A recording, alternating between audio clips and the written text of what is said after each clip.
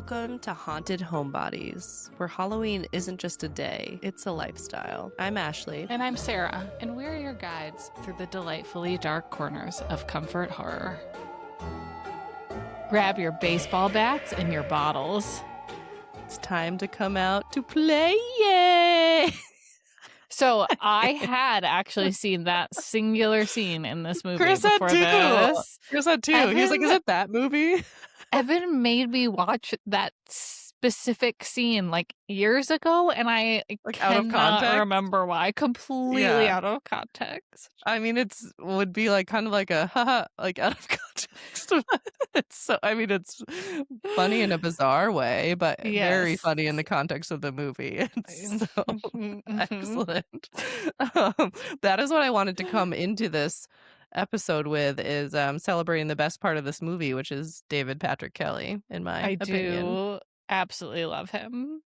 Love him. So I mentioned him in our Twin Peaks episode because he is Jerry Horn, and I was like, oh, he plays this total weenie in like all of these movies, and like The Warriors was one of them. So in this movie, he's the primary villain, I guess you'd call him. He is just a weenie. I mean, I know I use that word a lot, but it just fits a lot. This is pretty perfect. These characters in our lives and the movies we watch.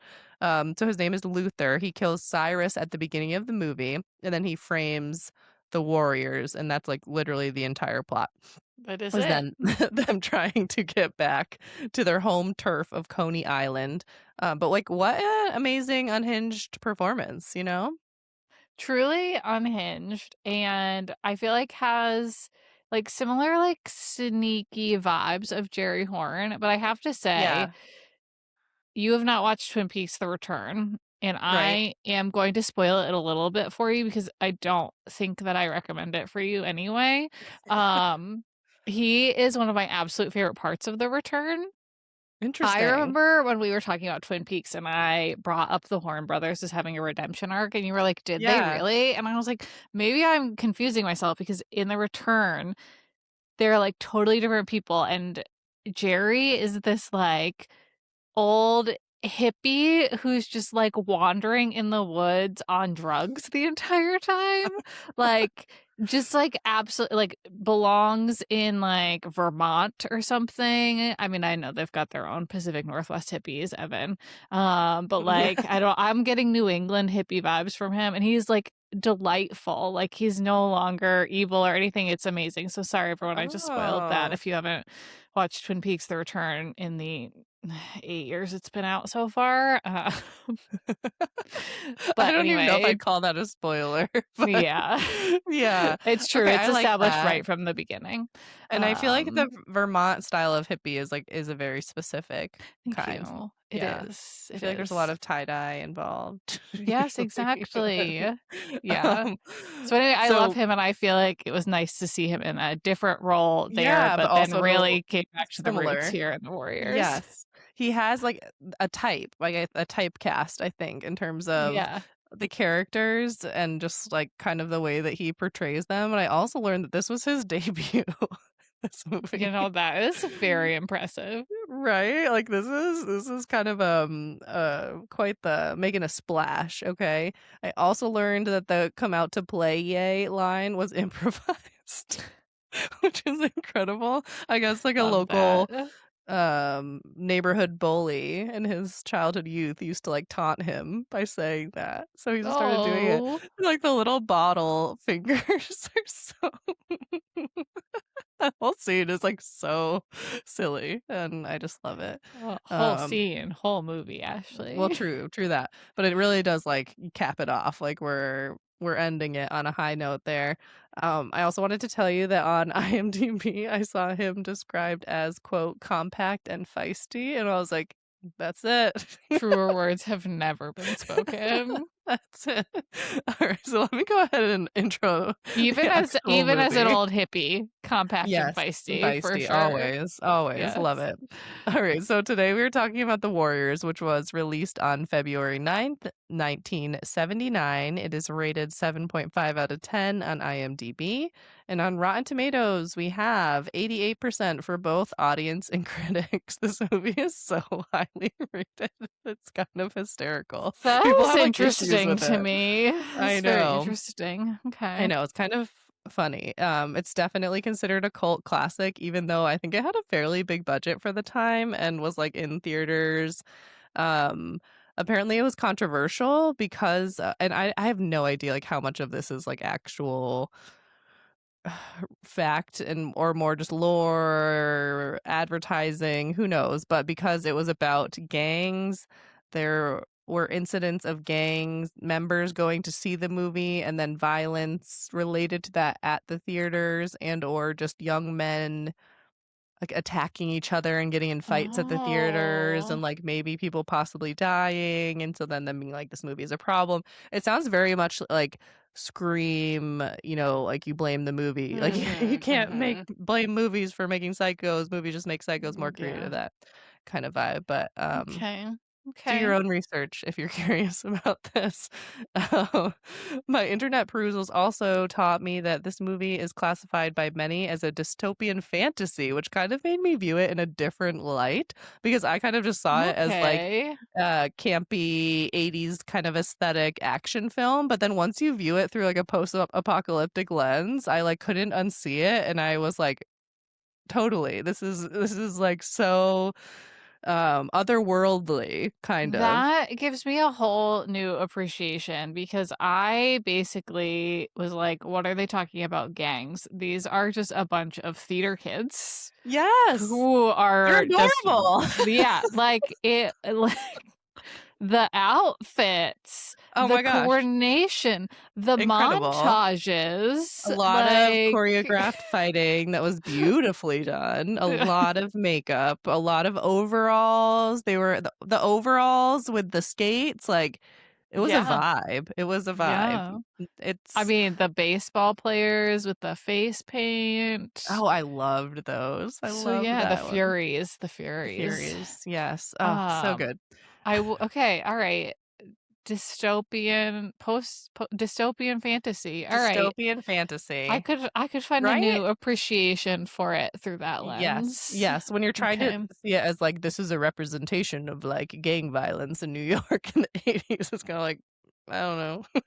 Yeah, I mean, I don't know what it I was wasn't like, but there, you but can't tell me that there were I'm trying not to say anything super offensive here, but like you cannot tell me that men dress up in overalls and skates or baseball uniforms with makeup who do like cute little stretches with their bats before they get in a fight would not have been relentlessly made fun of. Yeah, and it wasn't a joke, like, none of their Yeah. outfits were, like, the brunt of the joke, it was I all feel like taken very I'm seriously, they giving all away needed their uniform. all yes, I'm giving away all my thoughts here. You haven't even finished introing the movie. Yeah, let me read the synopsis. Okay, this is the one-line synopsis from IMDb.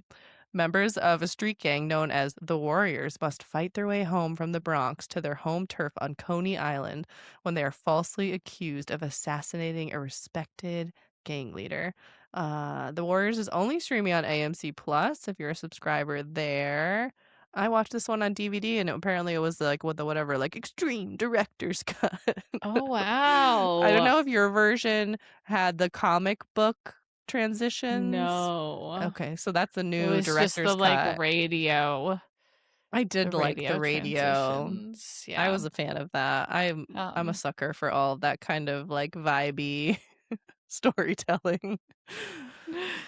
I did get a free subscription to AMC Plus Oh, and nice. canceled it literally while I was watching the movie, so I have, like, Oh, another few days of my AMC Plus subscription. there's some good horror on there. Okay, okay, well, Yeah, I've got, like, scope 3 more around days if to you try have it yeah. out. You won't, I know. There's some good No. stuff. It won't be the last time you do a free trial subscription to AMC Plus, I'm sure. Exactly.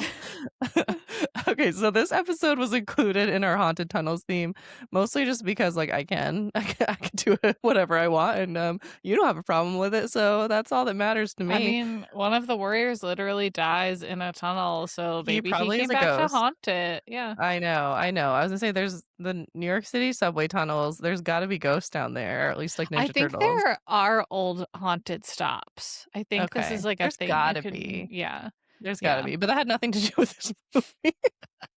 There just were tunnels, but I somehow it still fits the vibe, I think, in my, humble opinion. I would say that this is like no less horror than The Goonies. Right, that's true. Yeah, We have talked about totally. many other movies that are in no Yeah. ways Yeah. horror This is categorized, our but podcast, okay? yes, yes. Okay, so I'll give you some of my initial thoughts, and then you can give me more of yours if you have any thoughts on this movie. I realized watching it for the podcast that this movie really just does it for me, just, like, kind of on vibes alone, you know? Like, I'm just Okay. kinda there for the vibes.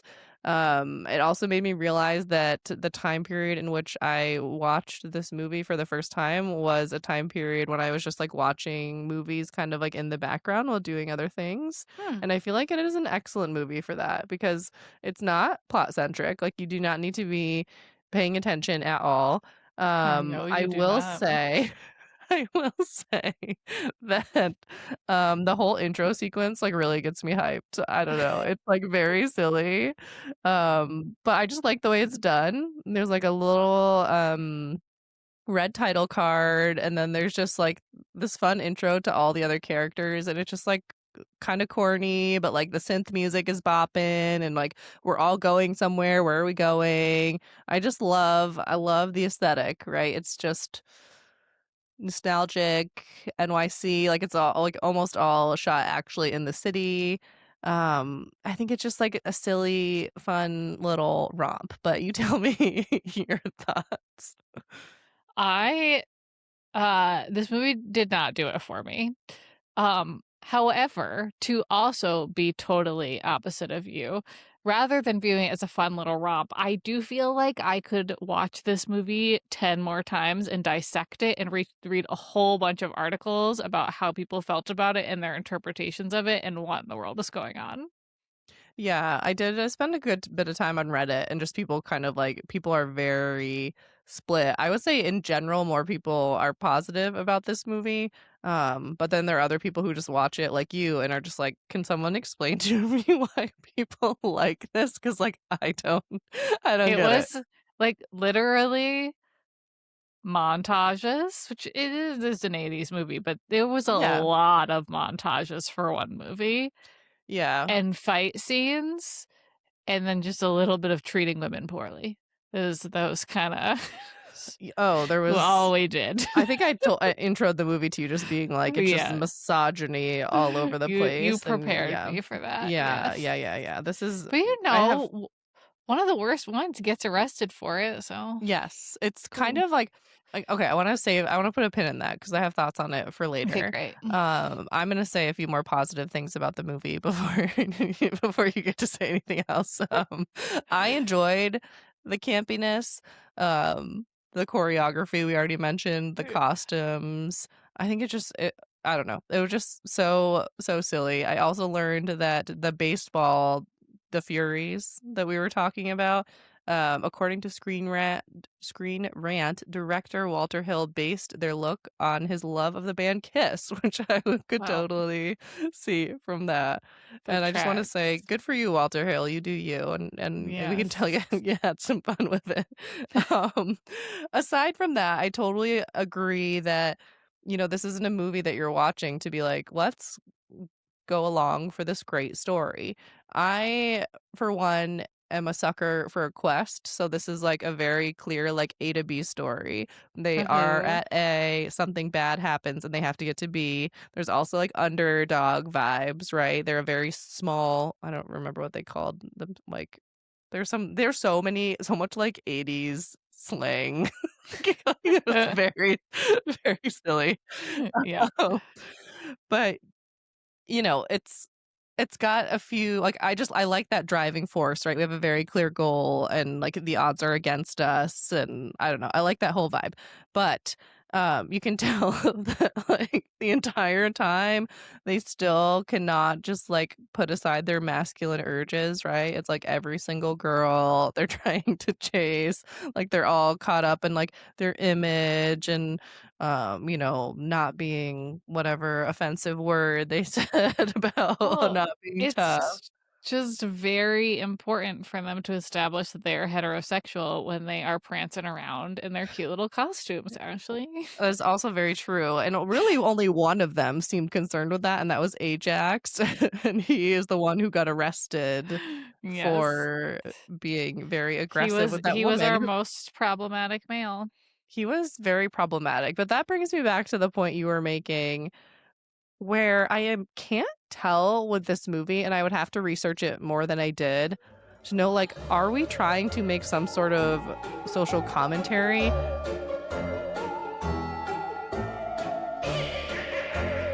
Because we've talked about this before, right? Like, are the tropes and just the way of the times, like, is this just representing kind of like the misogyny and like this representation of New York in the late 70s, early 80s, and kind of some of the interactions that were happening there? Or is this kind of like in some ways it actually felt like it was being trying to be serious?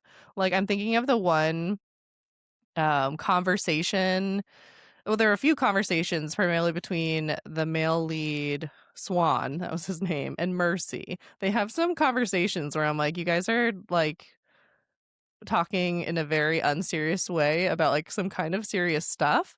And then when they're finally like on the home stretch and almost to Coney Island, there's this scene where these like clean cut wedding guests come on and they're like kind of having fun, and the Warriors and like Mercy in particular, I don't know, I almost got this vibe of like they're looking at them like this is like a whole different way like my life could have gone if I wasn't this kind of like tough on life vibe. And then they sit down and notice the Warriors and Mercy and are like literally judging her. She's like filthy, and they're like doing this like panning up and down of like her feet being dirty, her legs being dirty, and clearly being like so judgy, and then like hopping off the train at the next stop to avoid them. And it just seemed like it didn't seem out of place, but it did seem like we're trying to say something here about, I don't know, kind of like gangs and like this way of life, and like it seemed like celebrating it in a way, but then also being like, is this the choice that you want to make? Like, I don't know. I just think it's interesting. So, I have a few thoughts on that. One is that is one of the very interesting things about art is that you put it out into the world and people can read all sorts of things into it. Um, Another is that I do think he was trying to say something. I don't think it was, like, particularly well done. I just think it was, like, I don't know. It was, like, a little it wasn't very subtle. Maybe that's it. But can I also read to you a quote from the director that I think speaks to this? It's not about this movie in particular, but he said in an interview that every film I've done has been a Western, and Yeah, I saw that. elaborated that the Western is ultimately a stripped down moral universe that is whatever the dramatic problems are beyond the normal avenues of social control and social alleviation of the problem. Yeah, that's really intense and, like, Yeah. highbrow almost. And I think it's interesting too when we're talking about it being a dystopian fantasy at the beginning and then him calling everything Westerns. And I've actually Yeah. studied genre a little bit and, like, actually at, like, a more kind of academic level. At first, I thought the book I bought was just about, like, book genres, and it was like, no, it was like unpacking each genre kind of for like what it represents and like the Ooh. more of the psychological aspects of why we relate to certain stories. And it starts it with horror, and it kind of has this like trajectory of like all like horror being kind of the base of it, because we've talked about before, right, with it being like the stakes are like life or death, and it's working on our most primal survival instinct, which is fear. So it, like, kind of goes from there, and then Westerns is, like, one of the main genres. So that's really interesting. So, like, yeah, you're right. He obviously was trying to do something. I think it could be subtle or not depending kind of on your interpretation, like you said, like, what you take away from it. It's like at a baseline Yeah. level, you can just say like, "Oh, there's these clean-cut teens who are on a good path, and then there's these rough and rugged teens who are well, teens. I don't know that they're teens, they're adults. Who knows? I'm so messed up with movies. I assume No everyone's supposed to be a idea. teen, but actually is a Yeah. 40-year-old actor anyway. Like, young people, we'll call them young people. But, that's something that more serious movie critics have said about this movie too, that it, like, celebrates young male violence and gang violence, and I was like, I don't know that they, like, were like, "Oh, these people are, like, so great and, like, what a great life." There's a I line at the am end. Oh, go ahead. No, I was just gonna say there's a line at the end, I think, where Swan, like, they get back to Coney Island, and Swan is like, "This is what we came back for, like, this is what we were fighting for," just, like, looking around at, like, the garbage and, like, he's like, "Go." I am also so sick of people saying that because a thing is in a movie, that thing is being celebrated. When Right, oftentimes it is not being celebrated. It is showing what is not good about this not good thing. right, right, and I also think people can be critical of movies that maybe are like this too, because let's be real, like, this is, like, a silly, fun movie. This isn't trying to be serious. There's no way.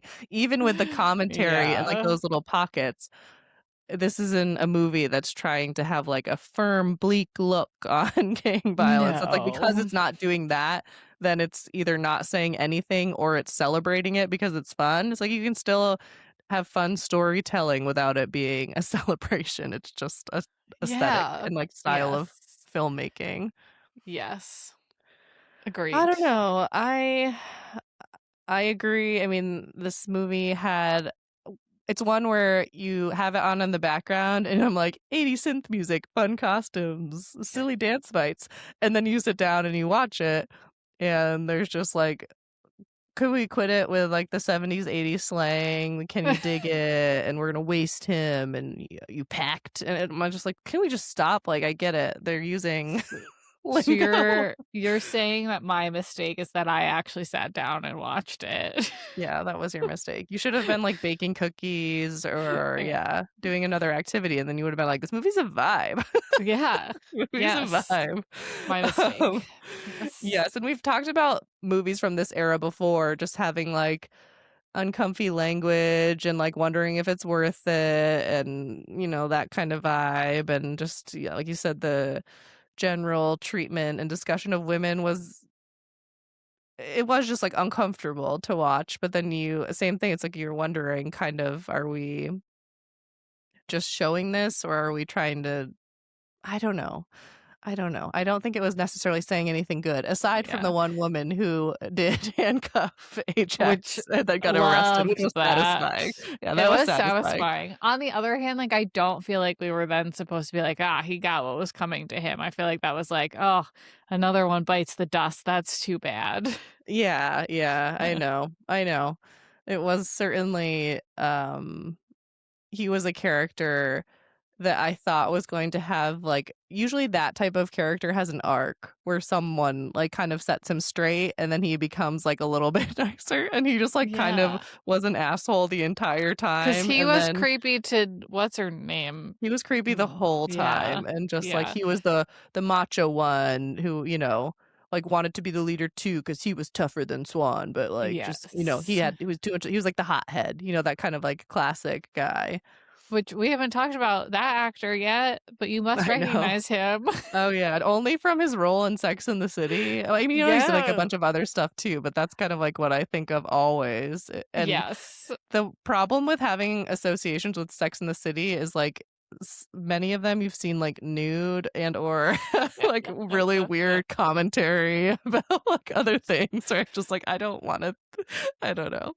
That is totally fair. I would also say, though, what really freaked me out is his voice is, like, exactly the same, but Yes. he did need several decades to grow into his looks.